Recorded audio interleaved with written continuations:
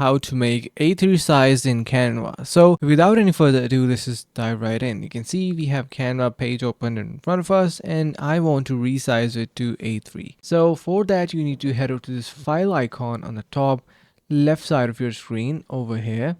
Once you click onto that, the very first option says create a new design. So we need to create a new design in order to customize the sizing which matches A3. So click onto this option and here you can see we have a couple of options showing up. You can see we have A4 portrait and many others as well. So what we need to do here is we need to simply click onto this custom size option. And here we are going to be entering the width and height for our A3 size. First of all, in the units, you're going to be changing this to centimeters, as you can see. Now in the width, you need to enter 42, just like that. And the height is going to be 29.5.